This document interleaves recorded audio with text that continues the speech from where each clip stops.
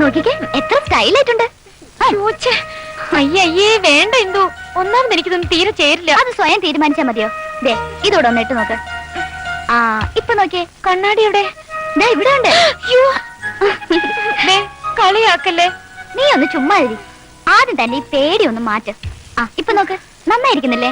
എന്റെ ഈശ്വര, ഇതൊക്കെ വിഷ്ണു സാറിന് ഇഷ്ടപ്പെട്ട പിന്നെ പെർമനന്റ് ആവുമ്പോ ഓഫീസിൽ ഇതൊക്കെ തന്നെ ഇട്ടുകൊണ്ട് വരാൻ പറയുമെന്ന് എന്റെ പേടി. പിന്നെ നീ ഒന്ന് പേടിക്കാതിരിക്കെ. പെർമനന്റ് ആയി കഴിഞ്ഞാ എല്ലാവരും അവരുടെ ഇഷ്ടമല്ലേ? ഇതേ കേരളമാ, ആർക്കും ആരും അത്ര പെട്ടെന്നൊന്നും പിരിച്ചുവിടാൻ പറ്റില്ല. എന്റെ കാലെന്തോ ആവുന്നു. ഒന്നും ആവില്ലെന്നേ.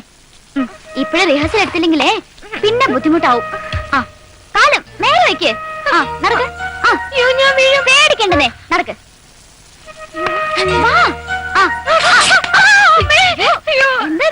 ഞാൻ അപ്പോഴേ പറഞ്ഞില്ലേ. എന്താ കാലിങ്ങനെ വെച്ചിരിക്കുന്നത്? നേരെ വെക്ക്. കാലല്ല, കണ്ണട വെച്ചപ്പോ കണ്ണ് കാണാൻ പറ്റുന്നില്ല. അതൊക്കെ തോന്നല. ഇപ്പൊ കുഴപ്പമില്ല. കുഴപ്പമില്ലല്ലോ. നടന്നാട്ടെ.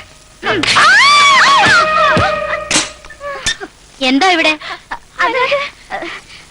അത് മേറ്റൻ, നാളെ ഇവൾക്ക് ഓഫീസില് ഫാൻസി ഡ്രസ് കോമ്പറ്റീഷൻ ഉണ്ട്.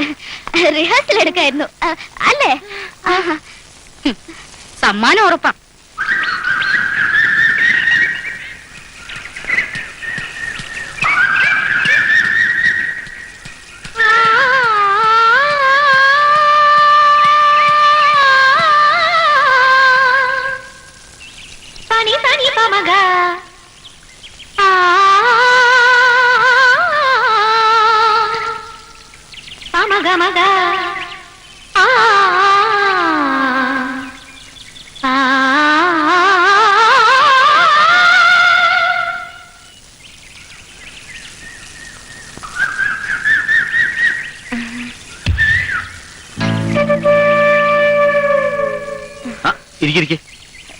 സാധകം ചെയ്യായിരുന്നു.